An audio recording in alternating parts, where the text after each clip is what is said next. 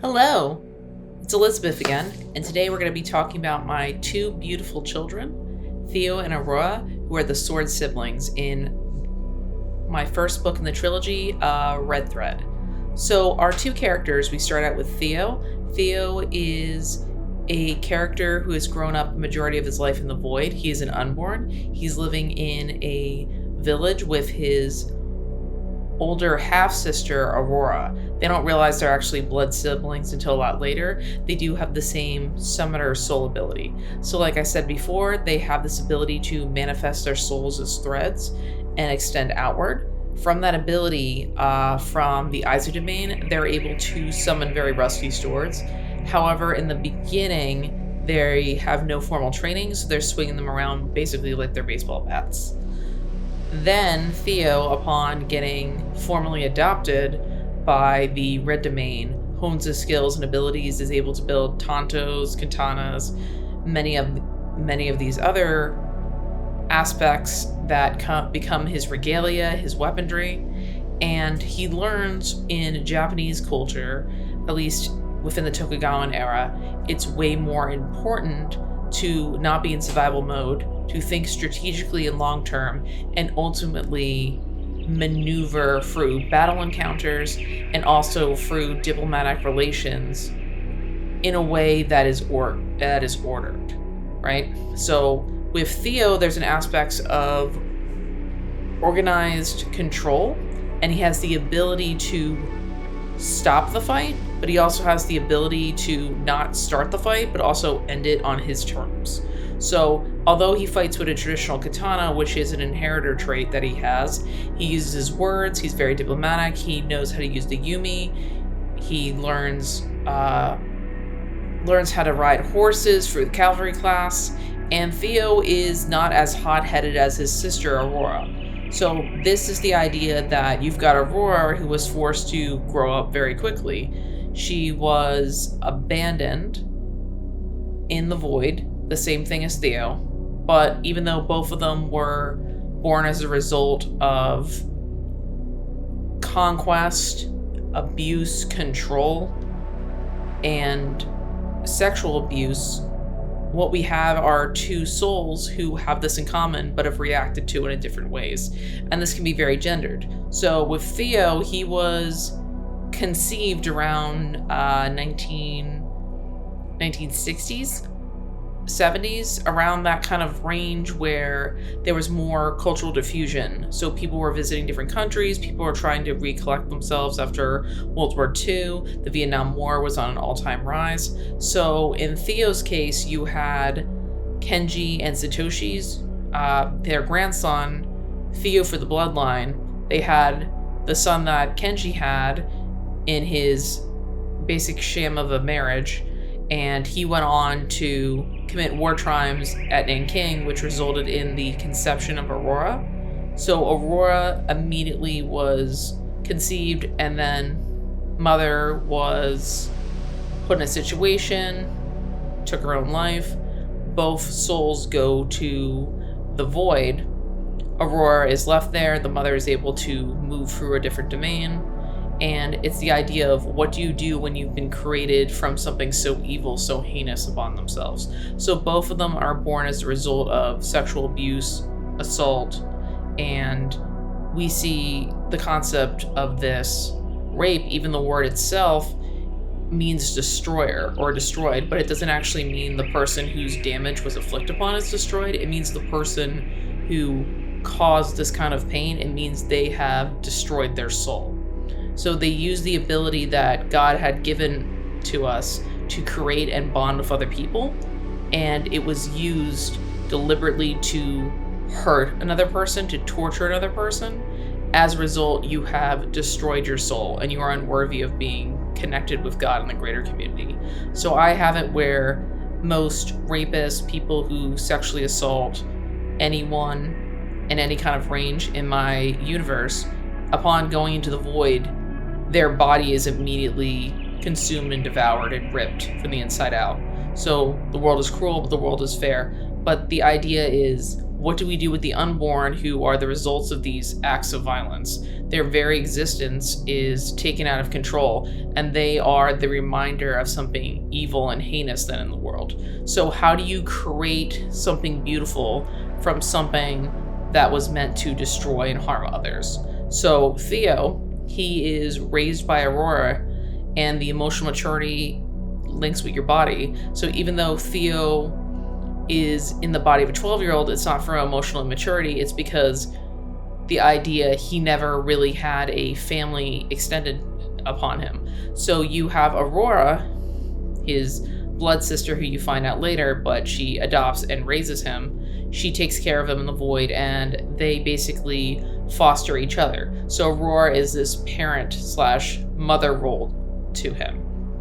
Then the interesting thing is it flips when Theo is raised in the red domain. Aurora sacrifices her thread connection to him, cuts it off so he can go and be adopted. Theo returns back as an adult, and he's mid-20s, early 30s when he returns, and Aurora has still stayed frozen in time.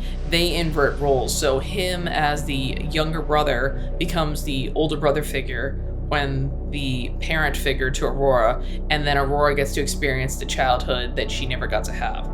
So in a case with that, you have it where Theo is the order, the sign of the new beginning, the new era of the red domain, and he brings in this era of peace because he realizes that you can merit out justice if you're the strongest, but being the strongest doesn't mean anything if you can't protect or build something that lasts after you. So after Theo assumes power after Kenji, he basically decides, okay, I'm gonna build more inclusion, I'm gonna hone into our diversity, I'm gonna pull in every single unborn from the void, so you have an unlimited amount of people, and thus he's able to rule with grace. And he's able to not only be able to stand on business, but he has the military, strategic, and physicality to pull off all these aspects. So not only does he rule fairly, he's also the first in the battlefield. So when you see him in combat encounters, not only as a diplomat, he's able to fight as well, if not better, than most of the people. He's the general, he's there, and he is not willing to put children or civilians' lives along the way for achieving his aim. So when he is asked to be part of a alliance in which they're going to utilize their military, Theo is always traveling abroad to literally be on the battlefield, to literally be on the front line, because he is going to back up and be the sacrifice and demand that expectation for everybody else. In the meanwhile, Aurora never had the luxury of growing up. She was forced to take care of Theo from a young age, and she compelled that upon herself because it gave him a sense of purpose. But because of that, her whole sense of identity was merged with being the protector. So when she gets adopted into the red domain several decades later, you have it where she experiences a second childhood, a second teenage age. So she starts idolizing what she saw when she was going back and forth between the blue domain and between our world, when she originally was a blood forger, and she saw a lot of the Garu fashion style.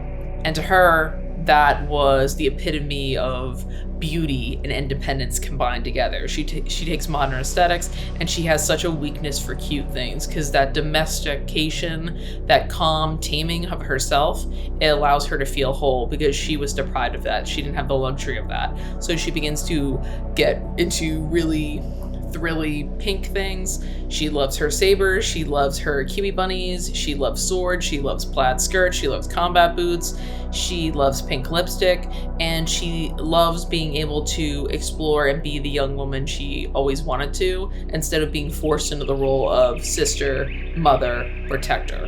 So now she has the luxury of time on her ways. So not only is she an effective combatant, she's also an effective young woman, because she's living life on her own terms. So she's more the embodiment of chaos, but it's not chaos in freedom being a lack of accountability. It's more she holds herself to a higher standard, but now she has the freedom to enjoy herself, and the chaos is in embracing the unknown. So Theo is more of a strategic planner.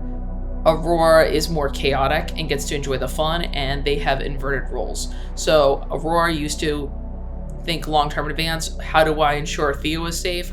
I'm going to commit several acts and turn my soul from a healer into a powerhouse, so that way I can protect Theo and other members of the village. Now, when she's in the red domain, Theo is allowed to let her enjoy herself and enjoy her life. So another interesting fact about Theo and Aurora is they're both bonded through being both half Japanese. I also have it based on my personal experiences. Although I am not the result of any amount of violence or cruelty in this world, I love my parents dearly.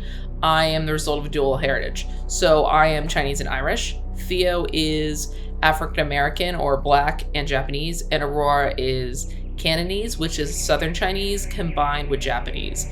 And the interesting thing about both of these dual heritages is that you are both and you are neither at the same time, but because of that, you are 100% the opportunity to build yourself from the ground up. Because other people are either constantly defining you, you have the freedom to define yourself on your own terms. And by understanding that, they are controversial by their design alone. When Theo was brought into the Aizu domain, which was historically in 1867 burned to the ground and built itself up in the fantasy of Kenshi and Satoshi, he's not discriminated against because he's dark or because he's brown or because his hair is done as braids. Satoshi and Kenshi actually treat him quite well, do everything to integrate him in. He's not discriminated based on that. He's discriminated against because he's hetero. So I kind of turn it on its head where being heterosexual or being attracted to the opposite gender is not the norm in the red domain. And I satirize this to show how ridiculous it is to really discriminate against people as a means of unfair power dynamics to justify the cruelty towards others instead of looking for solutions. So Theo grows up, even though he is blood related, he is controversial just by existing. As one, he's a symbol of what Kenshi achieved in a false relationship, how he failed his son and his grandson. And ultimately, Theo is not accepted into their community, not because of how he physically looks, but socially, he's not one of them. Then several decades pass, and Theo starts learning that the Japanese way is avoiding conflict at all costs, but only sparingly confronting issues that strike at the core of society. So Theo learns to listen, actually hear, use that information to his advantage, and strike back. So he learns the customs, but he also internalizes the biases of Japanese culture. He's actually very discriminatory towards Hattori / Raphael, who is Korean. And that doesn't change throughout the entire series, because even though Theo understands what it's like to be an outsider, he was raised to be the shogunate's heir.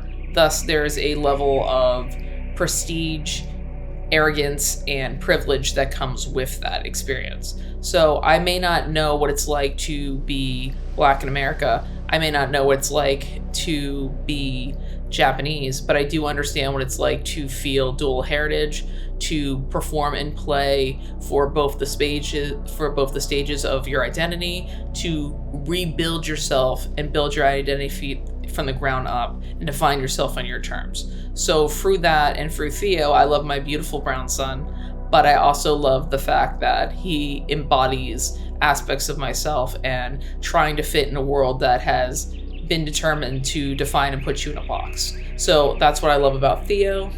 I also love the fact that I found him doing martial arts and him having a tall, muscular frame, and him really learning to embrace aspects of the culture and his hakama and his speech. And when he travels to other countries, he's wearing his zoot suit, which is a homage to the Jazz Age in the Harlem Renaissance. But what he truly is himself on his own terms. He feels more comfortable in how he defines himself as he gets older, and I feel like that's a reflection of us.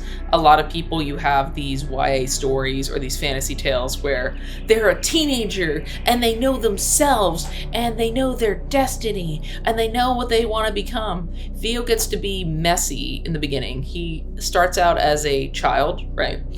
he's raised with the influence of his sister. He falls in love with Esperanza, but he realizes as a child he can't really defend himself or other people. He hated that sense of selflessness, of weakness, and then he decided, okay, in order to merit out justice, I have to be the strongest one. So he becomes determined to do that. He does become the strongest. He lives about 100 years with Esperanza. Then gun violence breaks out throughout the Red Domain. He stops that, and then he realizes, I have to rule for all, not for some. And he starts going past his own biases and starts demanding himself to hold to a higher level. So early Theo was actually very similar to Aurora, where he's very headstrong, very focused on might is right, and the idea of organized chaos. Then that order is him rebuilding himself from the ground up and building a better Red Domain and being an efficient leader. Then you've got Aurora, and she has the foster child experience where she gets adopted into the Red Domain. She's very hostile, refuses to bathe, doesn't trust anyone because you're in fight or flight mode the entire time. And she was forced to constantly take care of other people when she's at the forefront of what to do. She doesn't really trust anyone except Esperanza, Theo, obviously it's her brother, who switched roles with her, so she is distrustful of that transition, and Kiwibunny, which, of course, she has an affinity towards little animals and cute things, so she trusts the animals, and it's like war vets having this affinity with pit bulls or rescue dogs, because they understand what it's like to be misunderstood, and they understand what it's like not to be seen, and thus they feel that validity with each other.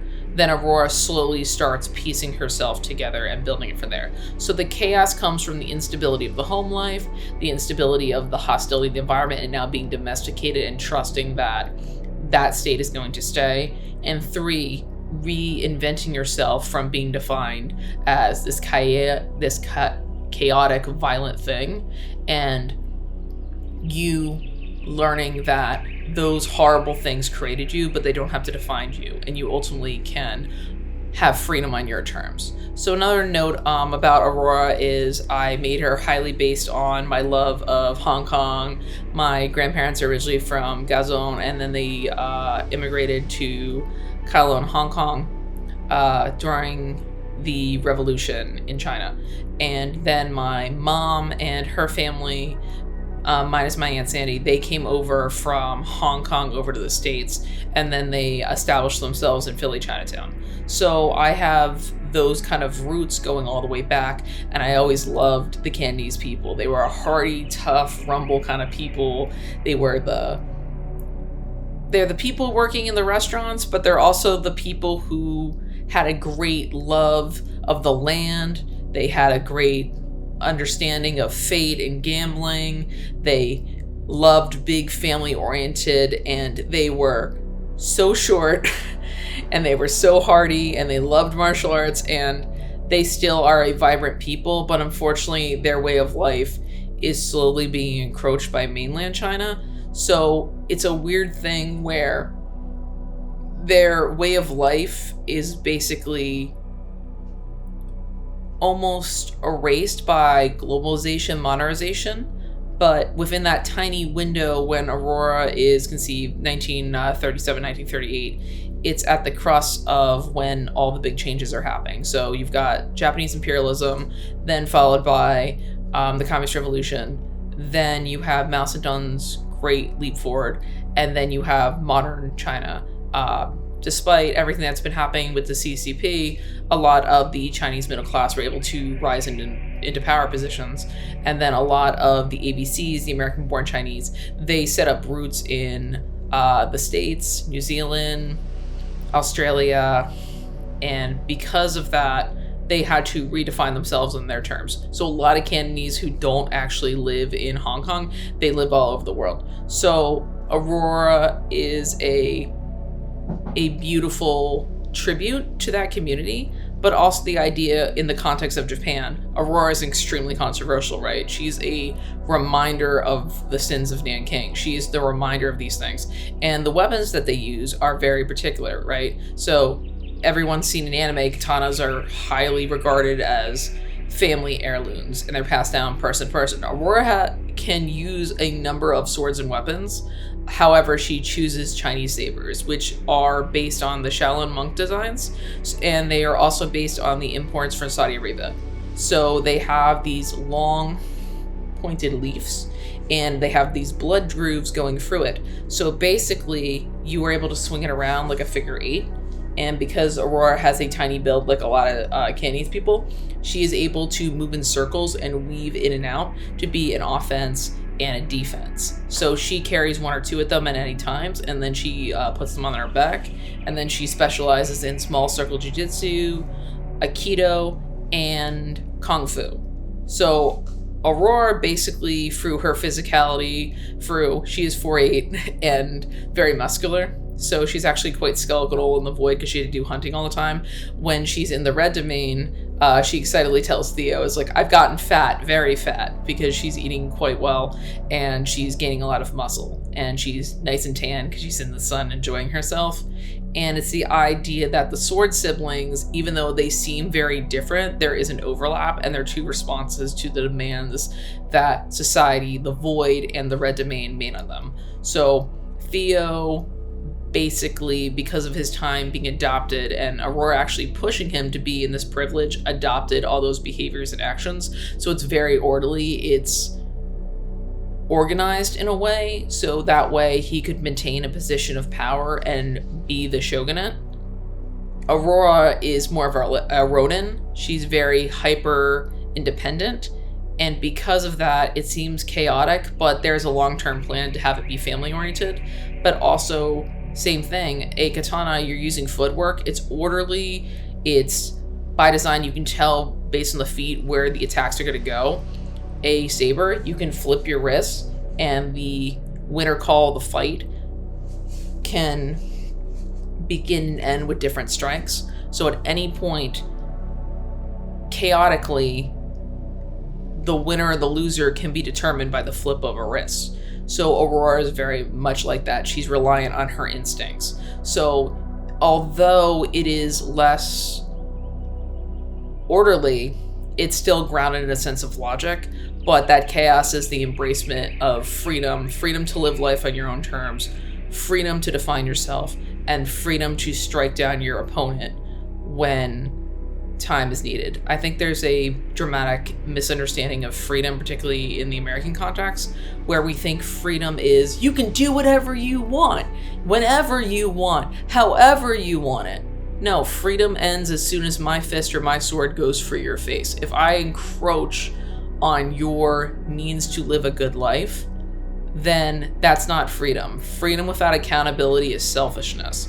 Neither Theo or Aurora are selfish because they're thinking long-term about the needs of other people.